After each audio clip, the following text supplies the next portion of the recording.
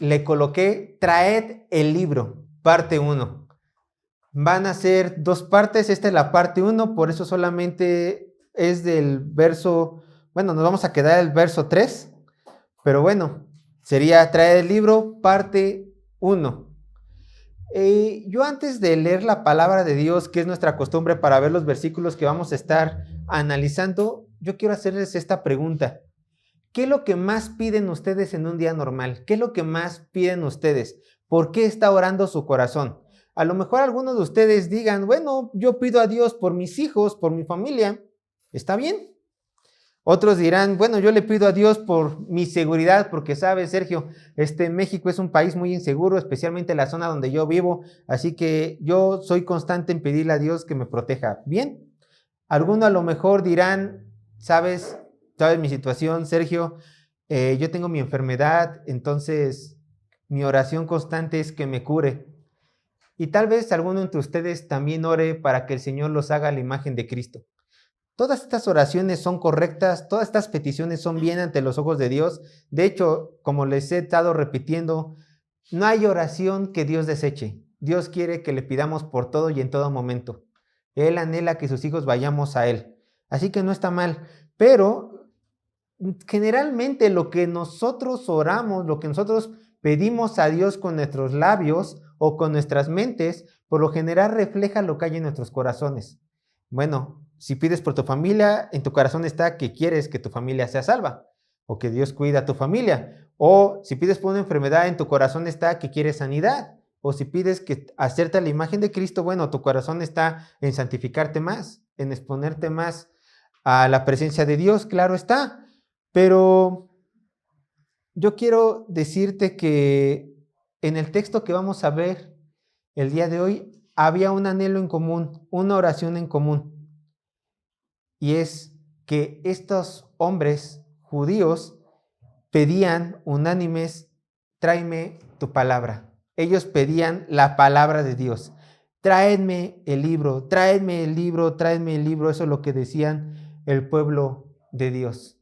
¿Por qué? Porque el pueblo de Dios, en este momento que vamos a estar leyendo el libro de Nehemías, sentía un anhelo, un hambre por la palabra de Dios. Tenía un antojo insaciable, una sed insaciable de escuchar la palabra de Dios. Por eso todo el pueblo junto dijo, traedme el libro, traedme el libro, traedme el libro. Y ahora yo les pregunto a ustedes, ¿ustedes han anhelado el libro de Dios con esta premura, con esta prisa, con estas ansias? Ustedes cada vez que vienen aquí los miércoles o un estudio que luego tenemos entre semana o quizás varones sábados o toda la congregación domingos, ustedes vienen con esta intención de tráenme el libro, danme el libro, danme el libro, o cada vez que se levantan ustedes lo primero que agarran es el libro, la Biblia. ¿Ese es el anhelo de su corazón antes que cualquier otra cosa? Bueno, hay muchas peticiones, pero esta es la petición que vamos a ver el día de hoy.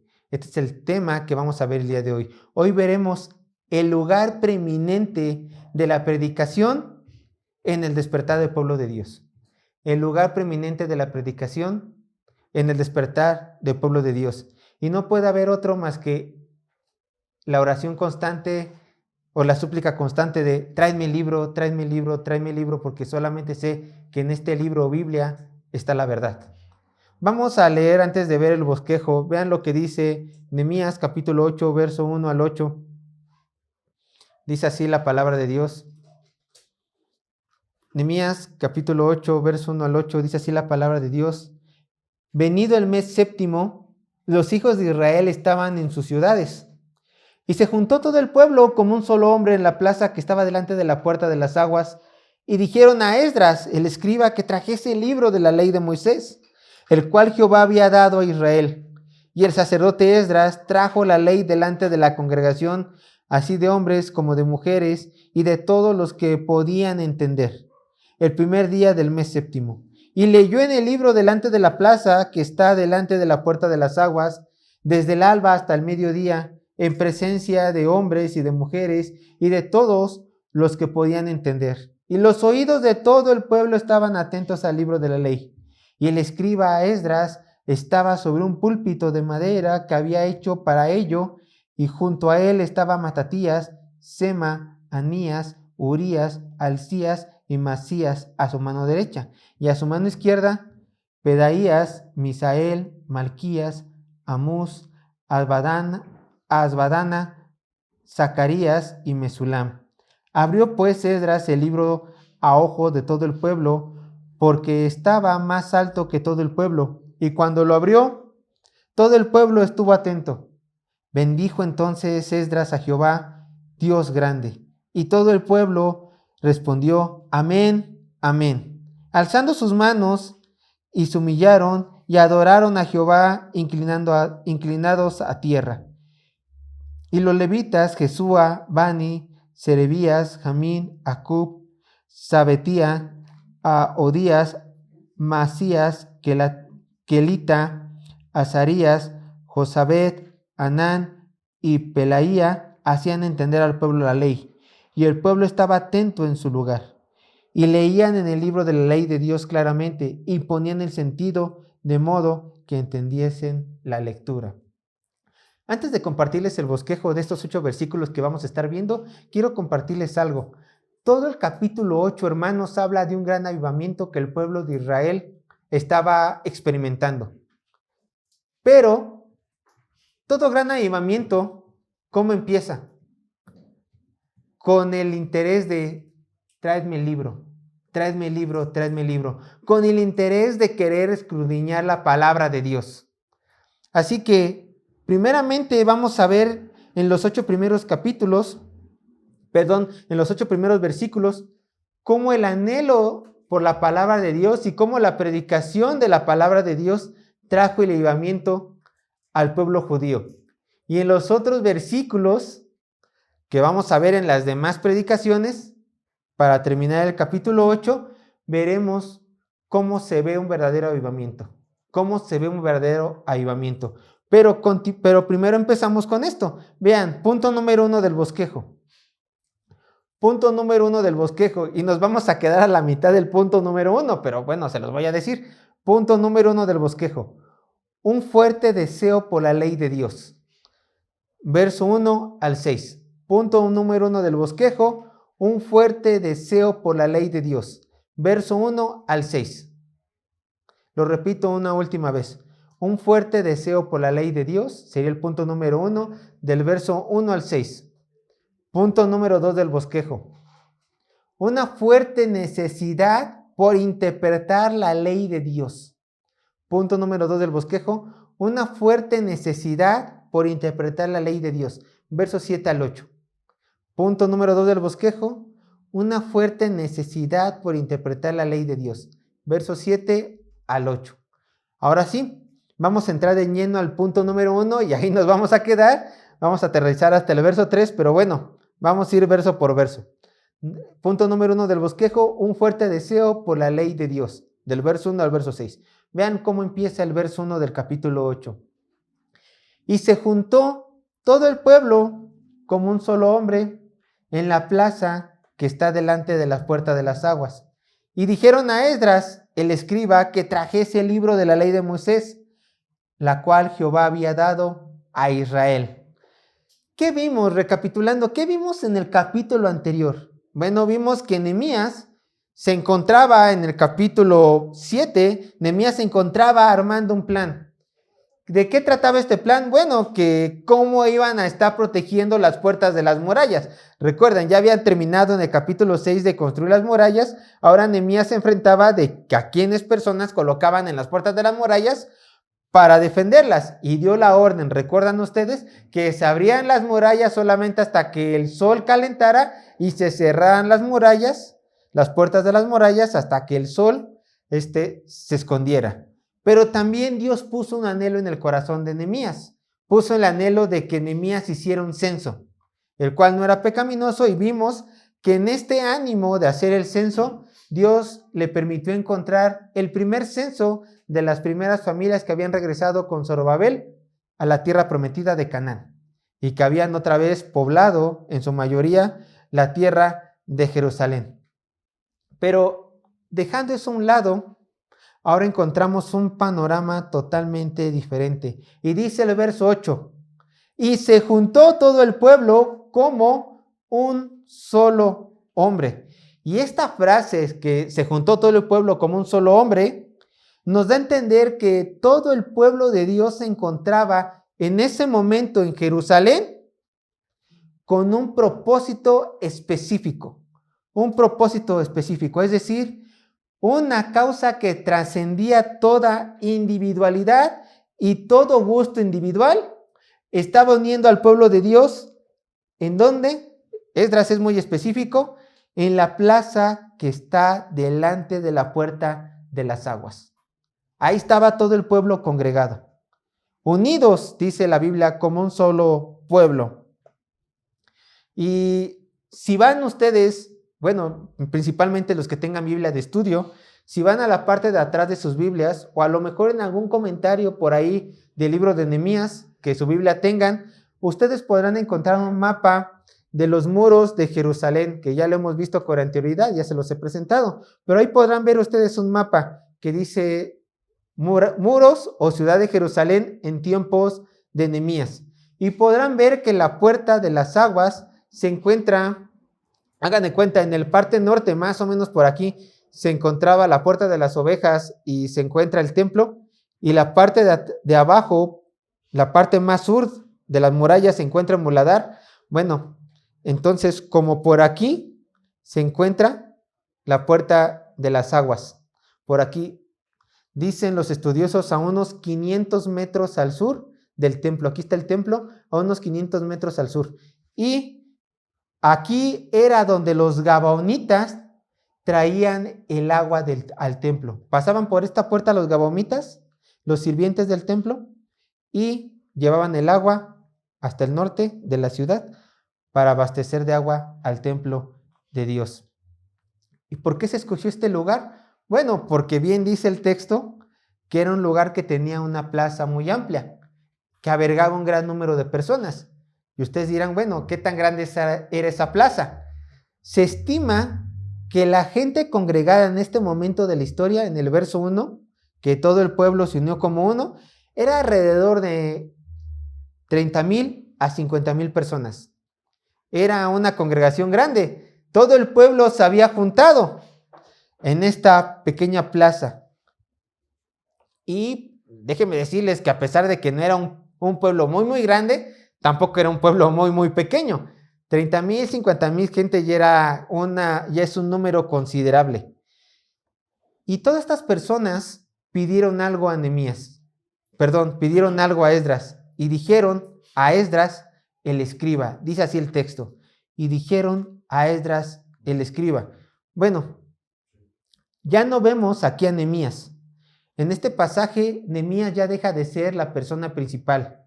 Ahora se hace a un lado él y le da pie a su compañero Esdras, que es una persona que aquí vemos en el texto que estaba siendo proclamada por el pueblo. ¿Quién era Esdras? Recordemos, Esdras por linaje era un sacerdote porque pertenecía a la tribu de Leví, era un sacerdote, pero de oficio él era un escriba, o sea, era una persona que estudiaba la palabra de Dios, la ley de Dios. Pero este hombre no era cualquier israelita, acuérdense, ya lo hemos estudiado.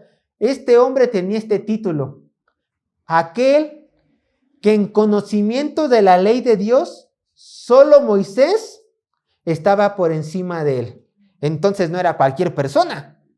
También de acuerdo con la tradición judía, Esdras, junto con otros hombres conocidos como la Gran Sinagoga, fueron los encargados de juntar todo el libro canónico, todos los libros canónicos del Antiguo Testamento. Entonces, si tenemos los libros del Antiguo Testamento, es por Esdras. Era un hombre entregado a la palabra de Dios. Y no solamente esto, ustedes se preguntarán, ¿qué más hizo Esdras? Bueno, rápidamente vayan conmigo a Esdras 7:11. ¿Por qué Esdras era tan popular? ¿Por qué Esdras tenía tanto poder en la palabra de Dios? ¿Por qué Esdras Dios le dio el privilegio de juntar el canon del Antiguo Testamento? Por esta simple razón. Bueno, decimos simple en lectura, pero realmente le costó toda su vida a Esdras. Vean lo que dice Esdras, capítulo 7, verso 11. Se los leo. Dice así la palabra de Dios. Había preparado, ¿qué? su corazón, o sea, lo más profundo de sí, lo más profundo de su alma, su esencia. Esdras había preparado su corazón ¿para qué? Para inquirir, conocer profundamente la ley de Jehová, y añade, y para cumplirla, ponerla por obra, y vuelvo a añadir, y para enseñar en Israel que sus estatutos y decretos. O sea, era un hombre totalmente entregado a la palabra de Dios. En aquel momento no había otro hombre como él que conociera, que viviera y que enseñara la palabra de Dios. Ahora, hay que aclarar algo. Aquí podemos ver que Nehemías convivió con Esdras, pero ¿se acuerdan que Esdras regresó tiempo atrás a la tierra de Canaán con la segunda gran caravana? Bueno, ¿para qué? De acuerdo con el príncipe de Persia, para que corrigiera ciertos asuntos de la adoración a Dios. ¿Se acuerdan? Bueno, aquí tenemos a un Esdras que ya tiene 13 años viviendo en el pueblo, en la ciudad de Jerusalén. Él ya tiene ahí 13 años para el tiempo de Nehemías. O sea, ya una persona conocida por todo el pueblo. Mientras que Nehemías a lo mejor tenía unos 50 y tantos, 60 días viviendo allí, Esdras ya era una persona muy conocida. Ya todos habían pasado por las enseñanzas de Esdras, el gran sacerdote del exilio. Pero aquí nace una pregunta. Nosotros podemos decir, ¿qué era lo que el pueblo judío veía en Esdras y no en Nehemías? Para decirle a Esdras, trae la ley, trae la ley, trae la ley. Bueno, la respuesta es que Esdras simplemente era una persona entregada a la palabra de Dios. Y aunque Nehemías también era una persona entregada a la palabra de Dios, déjenme decirles que Nehemías podría ser un buen líder. Gracias a Nehemías y a su fe y a su actuar se construyeron los muros. Pero él no era el más indicado para leer la palabra de Dios. Se necesitaba un hombre con características específicas. Por eso, si ustedes me preguntan, oye, ¿Nehemías sintió celos de que Esdras leyó la ley y no Nehemías como gobernador? Claro que no. Claro que no sintió nada de celos, porque Nehemías entendía algo muy específico, que todos tenemos dones diferentes. Y mientras el don de Nehemías era liderar, el don de Esdras era enseñar y proclamar la palabra a todo el pueblo. Por favor, acompáñenme a 1 Corintios capítulo 12, verso 12.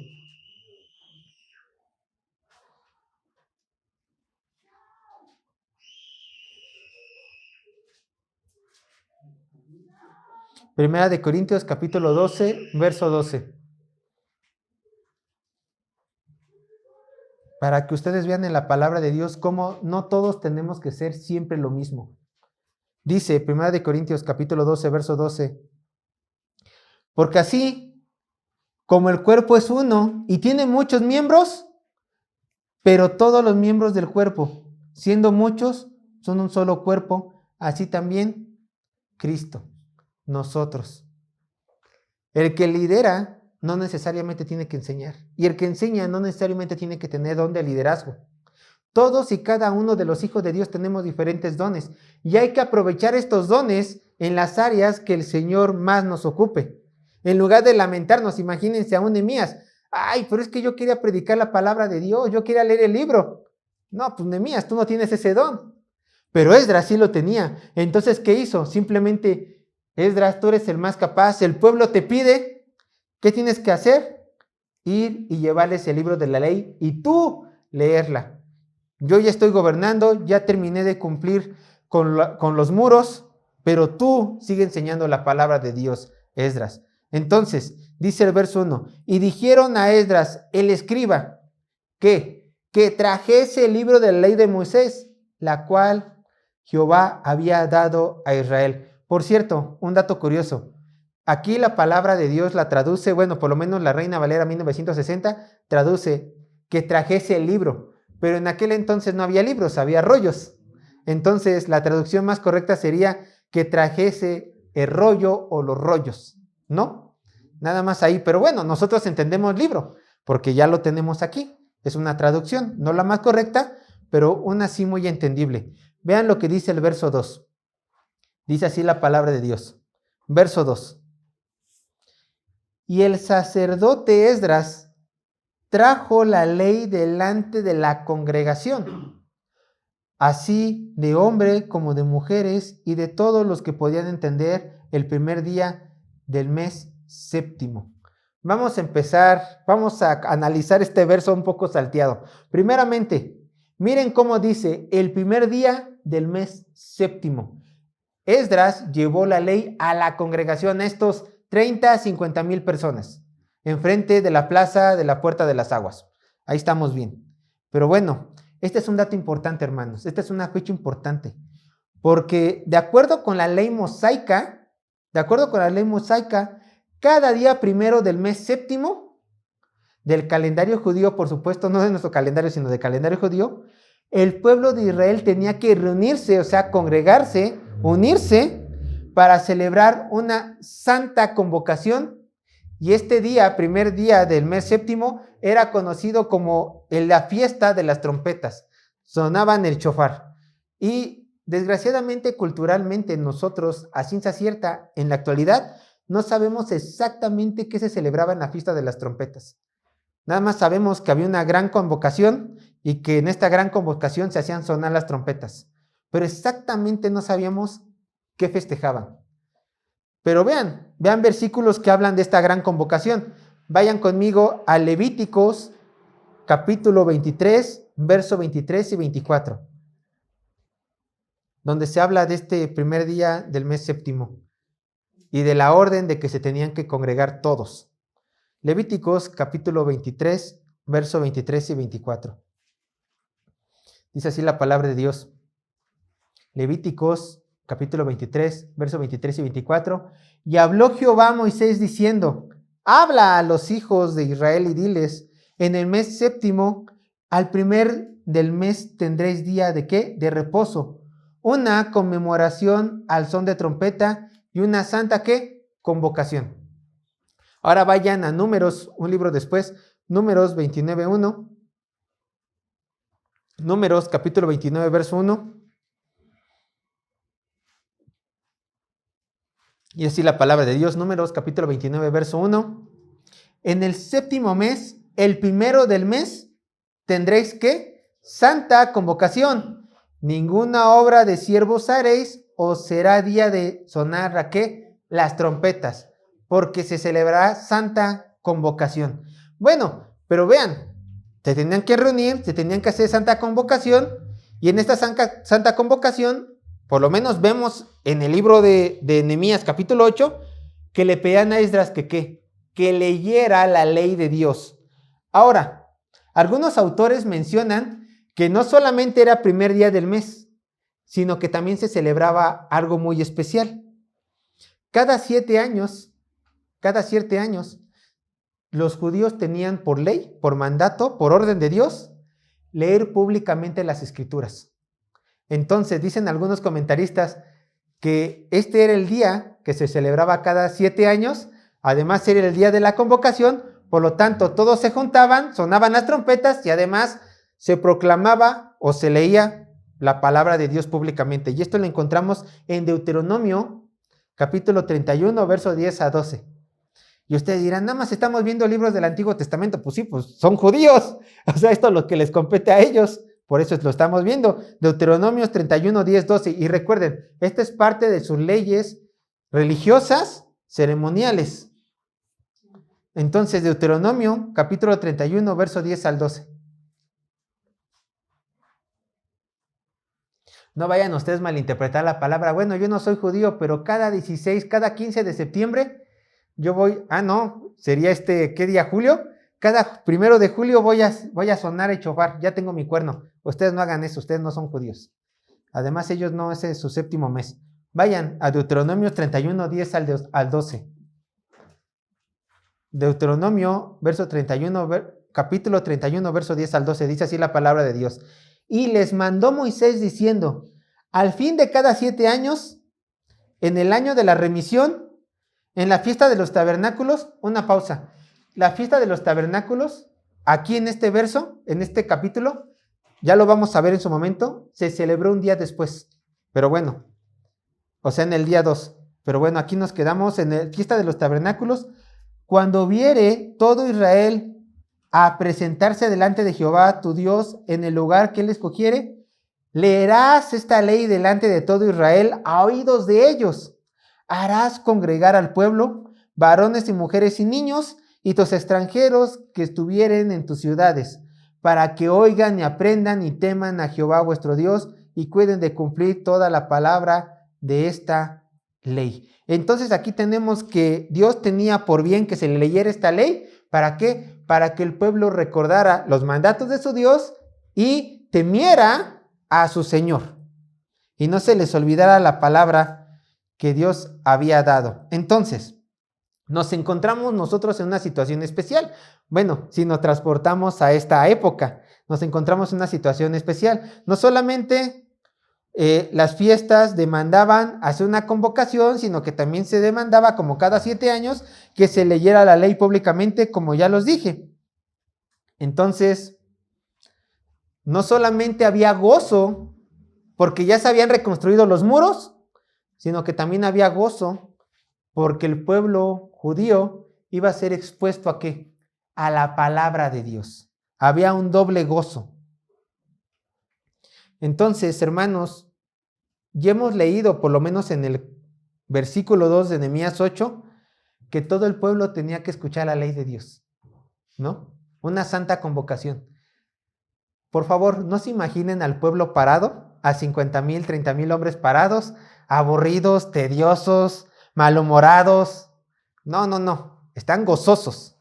Se terminaron los muros apenas unos días antes, porque apenas se terminó el mes sexto, se terminaron los muros, ahora vamos a escuchar todos la palabra de Dios. Estamos contentos, no estamos somnolientos, estamos contentos por escuchar la palabra de Dios, dirían los judíos. Y continúa el texto. Escuchen. Y el sacerdote Esdras, ¿qué hizo?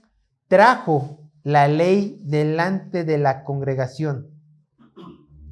Y el sacerdote Esdras trajo la ley delante de la congregación. Los judíos dijeron: Esdras, tráenos el libro, tráenos la ley de Moisés.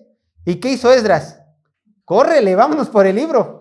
De hecho, cuando los maestros de la ley, a los pastores o maestros, o ustedes que cuando evangelizan les dicen: oye, tráenos la Biblia, enséñanos la Biblia, ¿ustedes cuál es la reacción de todo maestro de la ley? Pues córrele, traigo la Biblia, ¿no? Y mira, aquí está y yo te la leo cuantas veces quieras, ¿no?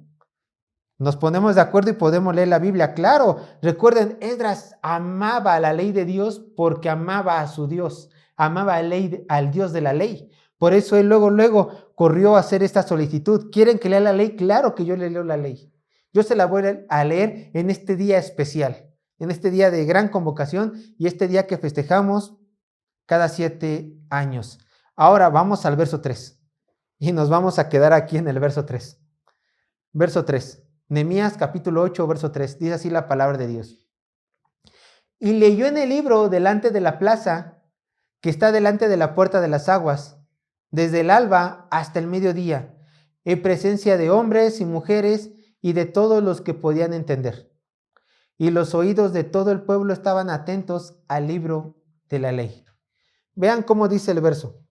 Y leyó en el libro delante de la plaza que está delante de la puerta de las aguas. Por fin, las personas ya obtuvieron lo que tanto pedían. ¿Qué era lo que pedían?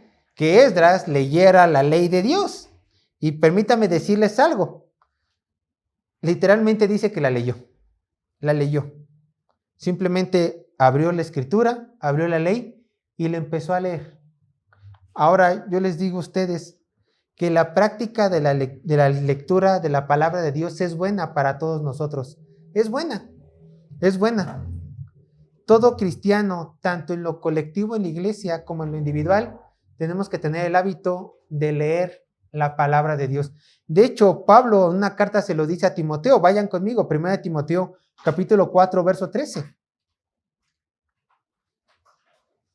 1 Timoteo capítulo 4, verso 13, miren lo que dice la palabra de Dios. Dice Pablo a Timoteo: entre tanto que voy,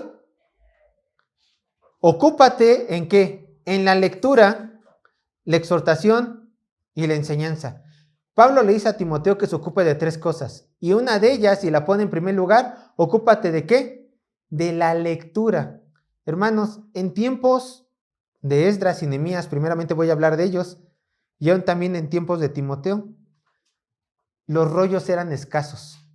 En tiempos de Esdras y Nehemías, los rollos eran escasos, no todos podían acceder a la ley de Dios, no todos tenían las facilidades económicas de poder tener un rollo.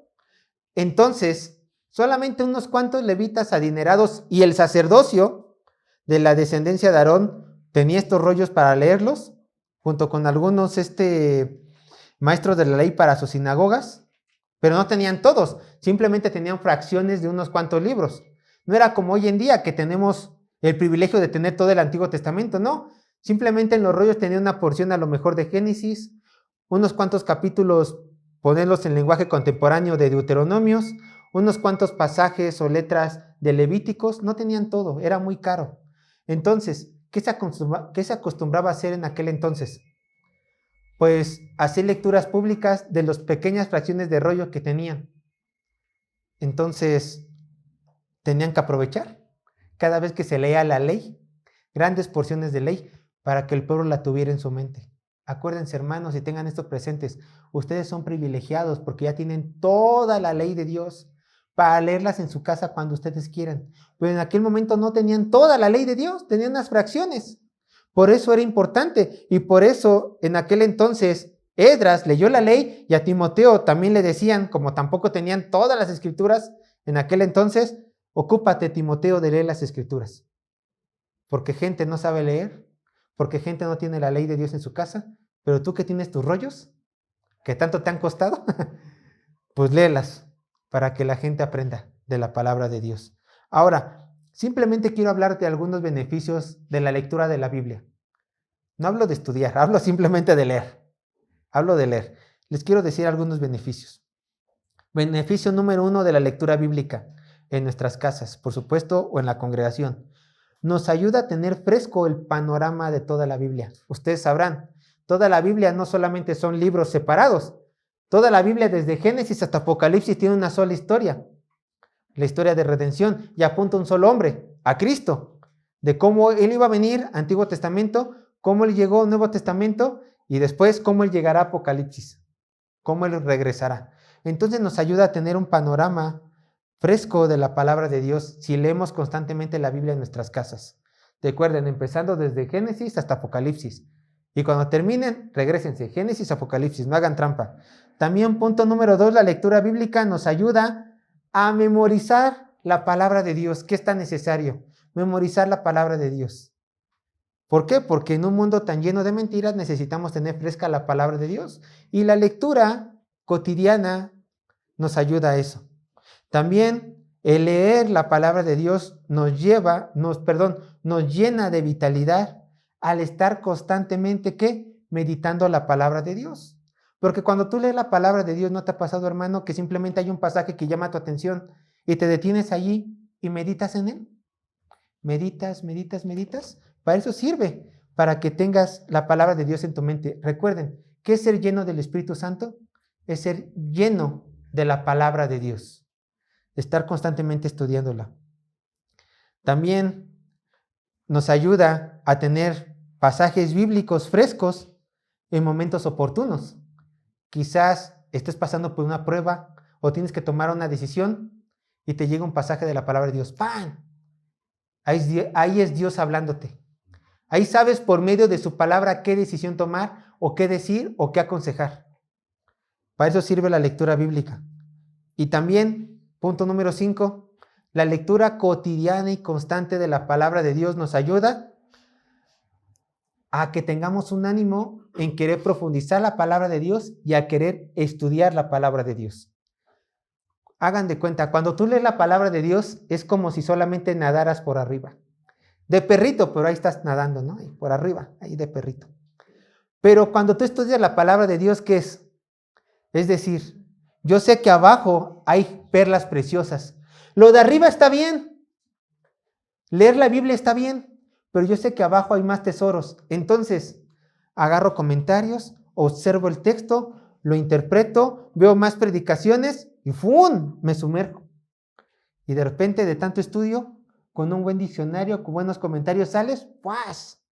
Y tienes una perla de este tamaño, de conocimiento bíblico. Entonces, el leer la palabra de Dios simplemente es para alcanzar a ver las perlas que están hasta abajo. Y cuando ves una, ahora sí, estudia ese pasaje, ¡paz! Métete por esa perla preciosa. A eso nos ayudan las lecturas de la palabra de Dios. Por eso yo sí aconsejo a que la lean. Tengan un estudio de lectura, tengan un tiempo de lectura y tengan un tiempo de estudio, que son separados. Eso yo aconsejo. Bueno, déjenme decirles que, hermanos, regresando al texto de Nehemías, capítulo 8, verso 3, déjenme decirles que la lectura de la ley de Dios no fue solamente de una hora. Las predicaciones que tenemos aquí pues son de una hora, ¿no? Leemos, interpretamos y aplicamos la palabra de Dios, ¿no? Pero déjenme decirles que esta lectura de la palabra de Dios que hizo Esdras no es solamente de una hora, sino que fue, dice el verso 3, que desde el alba hasta el mediodía, o sea, mínimo 6 horas. Mínimo 6 horas. 6 horas en las cuales el pueblo estuvo parado y 6 horas en las cuales Esdras estuvo leyendo la palabra de Dios. Y el pueblo estuvo, ¿qué? Escuchando atentamente la palabra de Dios. Y ahora quiero que entiendas algo, hermanos. Les digo que les voy, como repite mucho estos versículos, los voy diciendo por partes. Quiero que entiendan algo. Los estudiosos no creen que Esdras haya leído en 6 horas todo el Pentateuco. No creen. Es mucho. Dicen que les hubiera tomado más tiempo desde el alba hasta el mediodía. Es mucho. Lo que algunos estudiosos enseñan, dicen que simplemente a lo mejor en esas 6 horas leyeron todo Deuteronomio, leyeron algunas porciones de Levítico y algunas porciones de otras escrituras del Pentateuco, completando las 6 horas.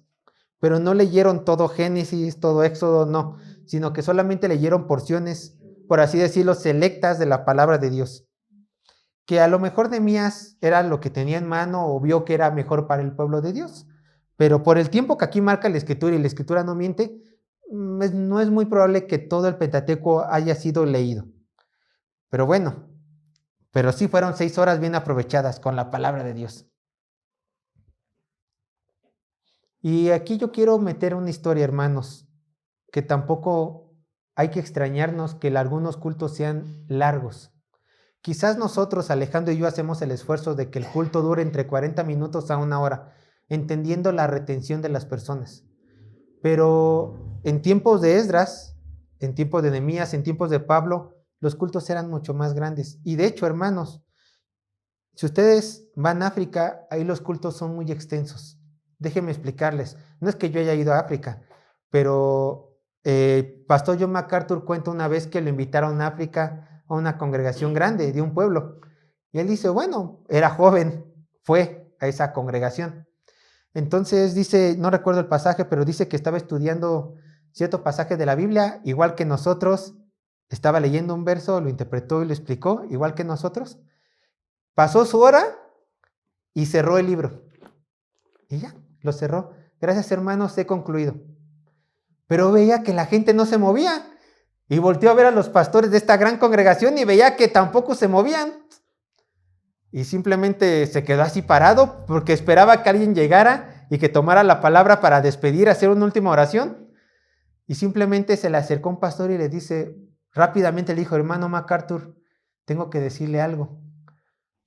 Aquí nuestros congregantes se hacen luego mediodía para llegar aquí. Caminando en África.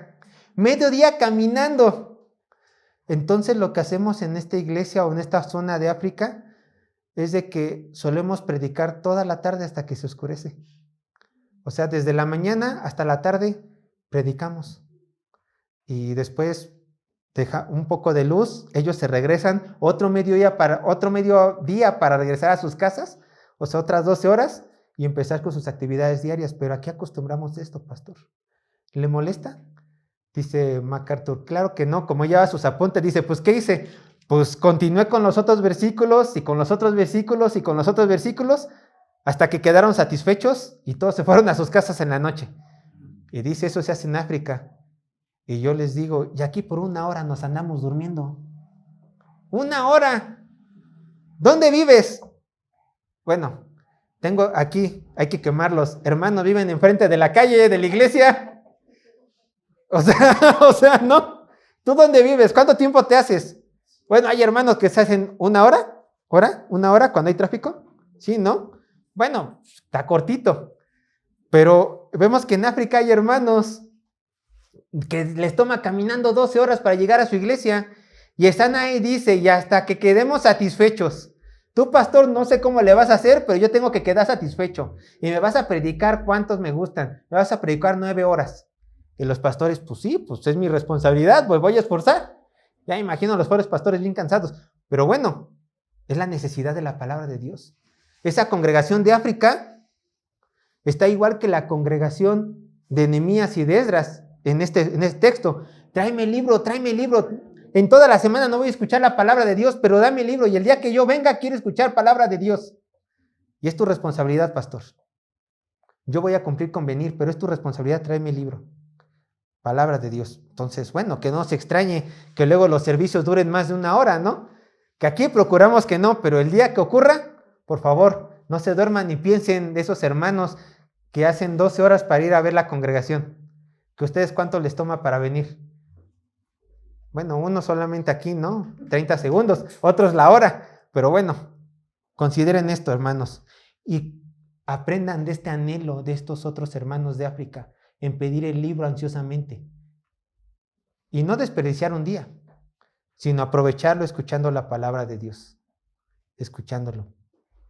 Pero bueno, el salmista dice estas palabras. Y que sea nuestro ejemplo. Dice el Salmo 42, 1, 2, yo lo leo. Como el ciervo brama por las corrientes de las aguas, así clama por ti, oh Dios, el alma mía. Mi alma tiene sed de Dios, del Dios vivo. Y esa sed solamente puede ser satisfecha ¿con qué? Con la palabra de Dios, nada más. Tú sé como este siervo que brama. ¿Qué es bramar? Tengo sed. Eso es bramar. Así tienes tú que tener sed de la palabra de Dios, como estos israelitas y como estos hermanos de África. Pero bueno, regresando al texto. Ya sabemos que Esdras leyó el libro de la ley de Dios a 30,000 o a 50,000 personas judías. Y tal vez tú te preguntas, bueno, lo leyó por 6 horas aproximadamente. ¿Qué tipo de personas se encontraban en la multitud? Porque yo me formo al banco una media hora y ya me estoy cansando. ¿Quiénes son estas personas que se están 6 horas escuchando la palabra de Dios paradas? Bueno, vean el verso 2 y el verso 3. Nehemías 8, verso 2 y verso 3. Nehemías capítulo 8, verso 2 y verso 3. Y estos versos nos dan la respuesta, principalmente el verso 3. ¿Por qué dije el verso 2? Porque prácticamente se repite lo mismo. Pero pongan sus ojos en el verso 3, dice así. Y leyó en el libro delante de la plaza que está delante de la puerta de las aguas, desde el alba hasta el mediodía. Escuchen, en presencia de hombres y mujeres y todos los que podían entender. Y los oídos de todo el pueblo estaban atentos al libro de la ley. Esto es muy revelador. Porque dice el libro, dice Nehemías, que había hombres y mujeres, pero añade, y todos los que podían entender. Y si vamos a Deuteronomio, que ya lo leímos en el día que se leía públicamente la palabra de Dios, ¿quiénes tenían que también estar incluidos? Los niños. Los niños. Aquí me quiero centrar un poco en el tema de los padres. Niños y niñas de una edad de entre 5 a 7 años les gusta, podían entender. Tal vez ustedes por sus experiencias dicen, bueno, algunos niños entienden desde los 4. Entonces ahí tienen a papás llevando a sus chilpayates. ¿Cuánto les gustaría que tuvieran? ¿Unos 5? ¿4? En aquel entonces más. Llevando a todos así en filita uno detrás de otro y decirles del más pequeño al más grande, vas a escuchar la palabra de Dios. Vamos a estar aquí 6 horas. Prepárate. ahí teniendo los niños. Ahora, una pregunta. ¿Cuánto tiempo escucharon los niños la ley de Dios? 6 horas. Desde el alba hasta el mediodía, más o menos 6 horas. Otra pregunta. ¿Cuál fue la actitud de estos niños? Escuchen, dice el texto. Los oídos de todo el pueblo estaban, ¿qué? Atentos al libro de la ley. Entonces estos niños no se estaban distrayendo, sino estaban, ¿qué? Escuchando la palabra de Dios. Bueno, entonces, si los niños estaban siendo llevados por los padres, escuchando la palabra de Dios, tal vez ustedes puedan decir, bueno, ¿qué acaso a los papás no les importó el frío de la mañana? ¿No les importó el calor del mediodía? ¿Acaso el cansancio de estar parados, sus pobres criaturitas, sus pobres bendiciones, 6 horas, o la incomodidad de estar entre mucha gente, de la muchedumbre? No habían desayunado porque se acuerdan que era día donde había reposo, entonces tampoco desayunaron a lo mejor, porque también se pararon muy temprano. Ustedes a lo mejor dirán, y tampoco se estaban distrayendo, los papás le estaban diciendo constantemente a los niños, pongan atención, es importante. Pongan atención, es importante. No se distraigan, pongan atención. Bueno, ¿saben por qué los padres le hicieron esto a sus pobres hijitos? Repito, levantarlos temprano, estar parados 6 horas, a lo mejor sin desayunar, estar acalorados, a lo mejor al principio tener frío. ¿Saben por qué estos padres judíos le hicieron esto a sus pobres bendiciones? ¿Los torturaron de esta manera, llevándolos a escuchar palabra de Dios por 6 horas? ¿Saben por qué? 1, porque los amaban. Porque los amaban y querían que sus hijos estuvieran expuestos a la palabra de Dios sin importarles el frío, el calor, incomodidad, hambre, aburrimiento o lo que ustedes quieran poner. ¿Por qué? Por amor. Por simplemente amor. Porque estos padres querían que sus hijos crecieran nutridos con la palabra de Dios. Y de acuerdo con las escrituras, déjenme decirles, los padres judíos eran los encargados de llevar a sus hijos a la ley de Dios. Y quiero mostrarles 3 pasajes donde vemos cómo los judíos, por lo menos en la ley, se les animaba, se les ordenaba que los padres instruyeran a sus hijos desde pequeños. Vayan conmigo rápidamente, Éxodo capítulo 12, verso 26 al 27.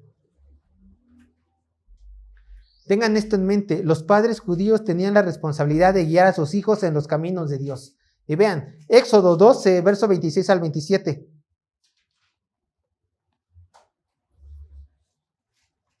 Éxodo 12, verso 26 al 27, dice así la palabra de Dios. Escucha.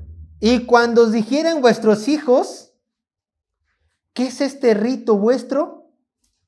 Vosotros responderéis, es la víctima de la Pascua de Jehová, el cual pasó por encima de la casa de los hijos de Israel en Egipto, cuando hirió a los egipcios y libró nuestras casas. Entonces el pueblo se inclinó y adoró. Los hijos iban a tener preguntas. ¿Y quiénes iban a responder las preguntas? Los padres. Y cuando vuestros hijos os pregunten, ¿pero qué preguntas? Ceremoniales religiosas. Cuando los hijos tenían una duda espiritual, ¿a quién iban? Perdón, ¿iban al vecino? Que ya saben quién, ¿no? ¿Iban al vecino? No, iban a los padres. Iban a los padres. Papá, mamá, ¿qué significa esto? ¿Qué significa esto de la ley de Dios? Y el papá y la mamá decían, pues quién sabe. Deja preguntarle al pastor. Dejes que preguntarle a Janet, que la mamá, deja preguntarle a Janet, que es la que me está enseñando panoramas. No. Ellos tenían que entender la palabra de Dios, ¿para qué?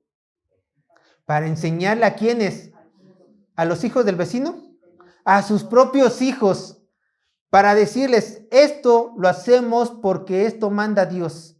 Deuteronomio 6, capítulo 6, verso 9, al 9, perdón. Deuteronomio 6, verso 6 al 9.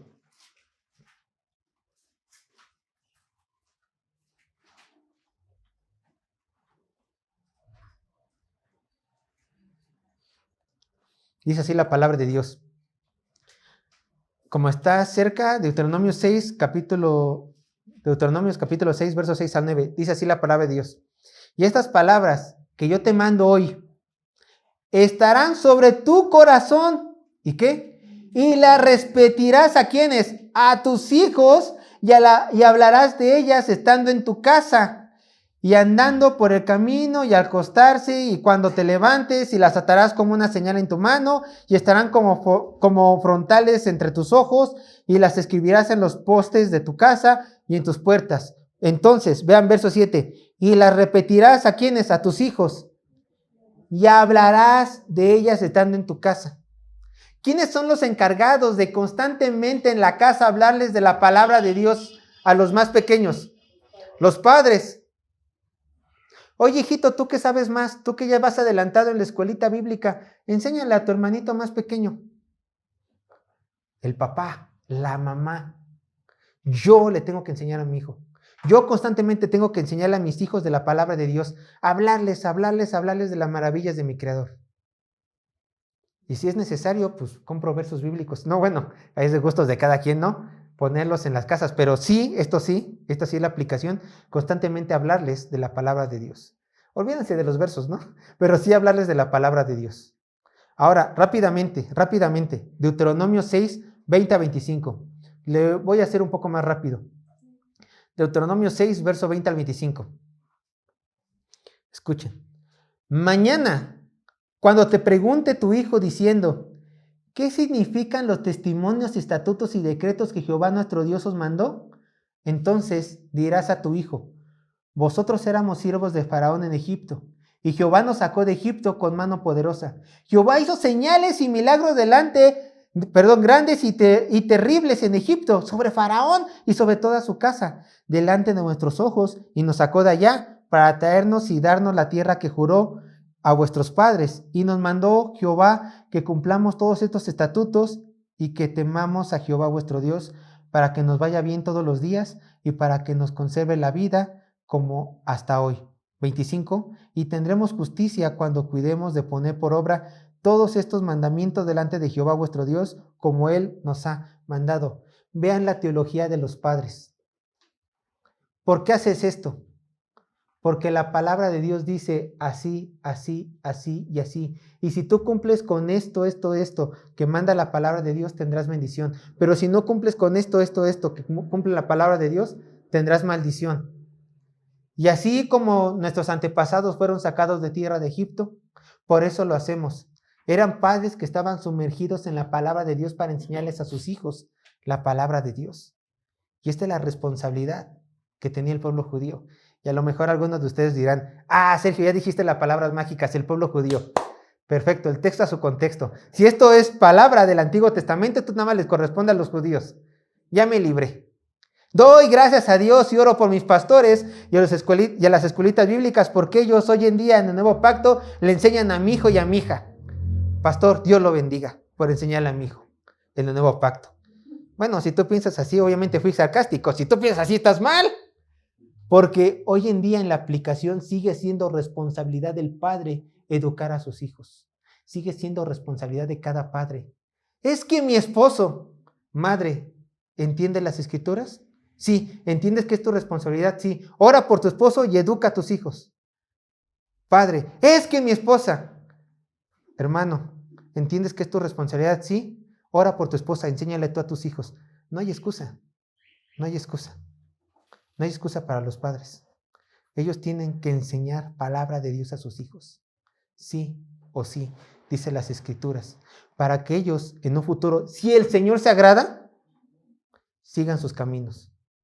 Pero que en ti no quede que no conozcan al Dios Todopoderoso. Ahora, quiero mostrarles algunos pasajes bíblicos rápido del Nuevo Testamento donde vemos ejemplos de padres instruyendo a sus hijos.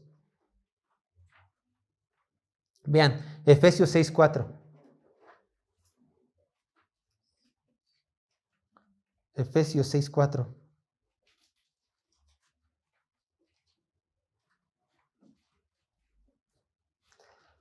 Efesios 6:4 dice así la palabra de Dios. Dice, y vosotros padres, no provoquéis a ir a vuestros hijos.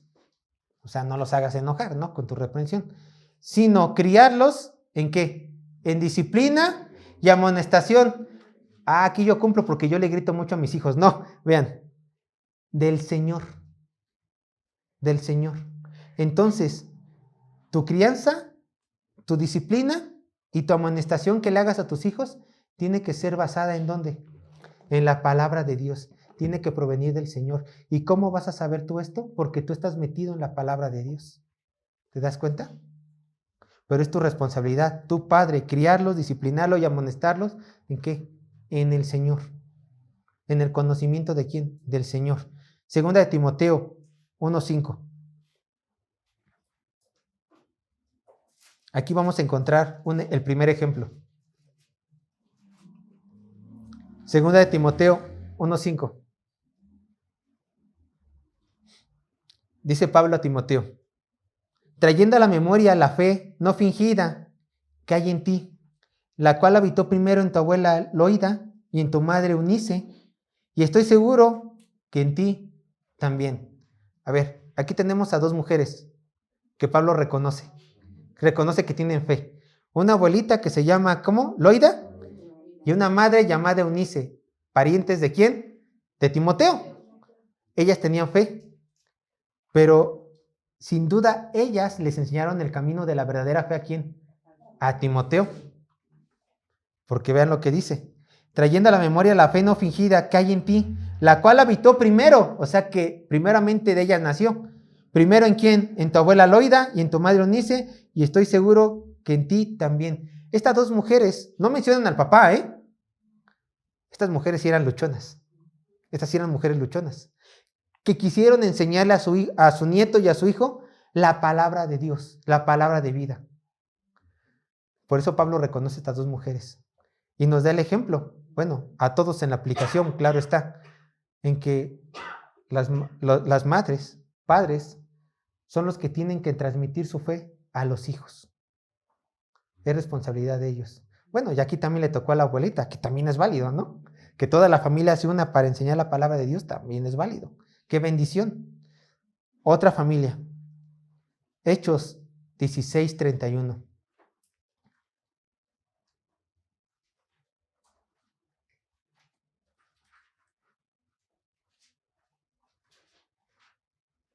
Hechos 16:31 dice así. Para que ustedes regresen al carcelero de Filipos, para que lo tengan en contexto. Aquí evangelizaron al carcelero de Filipos. Dice así la palabra de Dios. Ellos dijeron: cree en el Señor Jesucristo y serás salvo tú y tu casa. Esta es una profecía solamente para el carcelero. Y serás salvo tú y tu casa. Lo interesante es lo que ocurre después. Y le hablaron la palabra del Señor a él, o sea, al carcelero. Y a todos los que estaban en quién, en su casa. Y él, tomándolos en aquella misma hora de la noche, les lavó las heridas y enseguida se bautizó él con todos quienes, los suyos. A ver, el carcelero tuvo el primer contacto con Pablo y compañía, ¿cierto? Dice las escrituras. ¿Qué fue lo que hizo el padre cuando vio que era palabra de Dios esto? Lo llevó con la familia y les dijo: les voy a presentar a alguien que tiene un mensaje importante. Entonces, ¿quién fue el encargado de llevar a la familia a los pies de Cristo? El Padre. El Padre. Porque el Padre supo discernir. Esto es conocimiento del Dios Altísimo. Yo se los tengo que transmitir a mi familia. Quizás ahorita yo no tengo el conocimiento, pero le haré llegar a Pablo. Hoy en día podría ser, le compraré una Biblia a mi hijo, le pondré predicaciones, le compraré libros que hablen de la fe cristiana para que se acerque, que conozca este Dios en lo que yo me nutro en la palabra y yo personalmente le puedo enseñar a mi hijo. ¿Se dan cuenta? Ahora, hermanos, hermanas, casados, y los que no son casados, no tengan hijos, por favor aprendan para cuando aconsejen. No caigan en la tentación satánica de querer darle la educación teológica, bíblica de tus hijos a alguien más, aunque sea el pastor. Alejandro y yo como pastores estamos honrados de que nos vean como las personas que nos permiten guiar las almas de sus hijos. Nos sentimos honrados. Y claro que si sus hijos vienen a nosotros y nos dicen: tengo una duda de la Biblia, claro que Alejandro y yo se las vamos como pastores a responder bíblicamente. Pero responsabilidad principal ¿de quién es? De los padres. nosotros véanos como una herramienta para el ministerio que Dios les dio a ustedes. Somos una herramienta que no valemos mucho si ustedes no nos usan conforme los mandatos de Dios. Por eso nosotros estamos más preocupados en capacitar a los padres que a los niños. Porque si capacitamos bien a los padres van a poder educar a sus hijos. Porque si educamos a los niños y los papás nos dejan en la escuelita a los pequeños y ellos simplemente se van, pues los niños no van a crecer mucho. Quizás el Señor tenga misericordia, pero los niños no van a crecer mucho. Ahora, yo, para concluir, quiero darte 7 consejos, padre, iglesia, quiero darles 7 consejos que les ayudarán para la enseñanza de sus hijos en la palabra de Dios. Primero, padres, deben de convertirse en estudiosos de la palabra de Dios para conocerla, aplicarla y enseñarla a sus hijos. ¿Tengo que ser como Esdras? Claro, tienes que ser como Esdras. Tienes que convertirte en estudioso de la palabra de Dios para que tú la conozcas, para que tú la vivas y para que tú la enseñes a tus hijos. 2, segundo consejo. Padres, enseñar la palabra de Dios, escucha, enseñar la palabra de Dios es bueno. Es bueno que tú enseñes la palabra de Dios, pero también tienes que predicar con el ejemplo. Si tú le enseñas la palabra de Dios, qué bueno a tus hijos, pero no predicas con el ejemplo, no perdonas, no dejas la mentira, sigues blasfemando, por cualquier cosita te exaltas, siempre llegas de mal humor, nunca los escuchas. Si tú no predicas con el ejemplo, entonces no importa lo mucho que le enseñes la palabra de Dios, ellos no la asimilarán. Es la realidad. Entonces, enseñanza va ¿con qué? Con ejemplo, siempre. Me pides que sea perfecto, yo no lo pido, te lo pide Dios, pero Dios te entiende, sabe que vas a pecar, pero pide que te esfuerces, como todos en las áreas de nuestras vidas. 3. Los tiempos en familia de oración y lectura bíblica son buenos y provechosos. Si hay oportunidad, busquen tiempo de oración y lectura bíblica. Háganlo, son provechosos. 4. Enséñenles cuando antes a sus hijos que son pecadores y necesitan creer en Jesús como su Señor y Salvador. De lo contrario, irán al infierno. Enséñenles esta realidad, que son pecadores y que si no creen en Cristo, van a ir al infierno. Oye, Sergio, mi hijo tiene 8 años. ¿Crees que él vaya al infierno? Si ya discierne entre bien y el mal y no cree en Cristo, sí. Sí. Y si a mí me duele, a ti te tiene que doler más. Por eso, predícale de esta verdad. Predícale de esta verdad. Se me viene esto a la mente, quiero detenerme tantito aquí. Un pastor que conocí se llamaba John Adams. Él me comentó su nuera, de hecho, dice, su abuelo John Adams, él escribe unos libros. Dice que, esto me comentó su nuera, que un día llegó este pastor, este maestro con su nieta y que le dijo, hija, eres bonita, se lo voy a parafrasear, eres bonita. Gracias, abuelo. Hija, y eres buena. Y la niña, sintiéndose halagada por su abuelo, dijo, sí, abuelo, gracias. Y el abuelo luego le dice, con palabras de amor, lamento decirte que no eres buena. Tú necesitas a Cristo. Tú eres pecadora. Y si no te arrepientes, vas al infierno. La mamá estaba escuchando al abuelo. Y la mamá le dijo, son las palabras más hermosas que mi ¿cómo se le dice? Que mi suegro le pudo haber dicho. Es la realidad.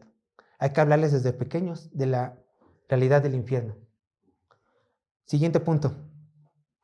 Enséñales que la palabra de Dios es la única verdad en este mundo y que todo el mundo que es de Satanás y sus acólicos querrán alejar al pequeño de la verdad. Enséñale que la palabra de Dios va a ser combatida, va a ser debatida, pero que se tiene que aferrar a todas sus fuerzas. Así le digan lo contrario. Siguiente punto. Padres, muéstrale a tus hijos con las escrituras que Dios es bueno y que busca lo mejor para sus corazones. Y que el pecado es malo y que solamente les traerá desgracia a sus vidas. Y por último, padres, y aquí donde les digo, prediquen con el ejemplo, porque si no sus hijos nada más no. Enséñales a ir a la iglesia. Importante, porque es un mandato. Enséñales a ir a la iglesia para que aprendan de la palabra de Dios por medio de pastores y maestros y que convivan con otros hermanos de la fe. Ahí me pone muy triste cuando llego a escuchar rumores. O de plano, una vez nos dijeron, Alejandro y a mí, es que me voy de esta iglesia porque no hay niños y mis niños necesitan estar con otros niños. No es cierto. Los niños necesitan estar con otros hombres santos, sean pequeños o grandes. Necesitan estar al lado de sus padres que les enseñen la palabra de Dios. Los niños, bueno, hay escuelitas bíblicas buenas y gente que nos está viendo. Si ustedes en su iglesia tienen escuelitas bíblicas y son bíblicas, son buenas, aprovéchenlas. Pero no es necesaria, no lo dicen las escrituras. Simplemente es necesario que el ir a una iglesia bíblica donde se predica la palabra de Dios fielmente, donde los padres estén aprendiendo palabra de Dios para que les enseñen a sus hijos reverencia a su Dios. Solo eso es necesario.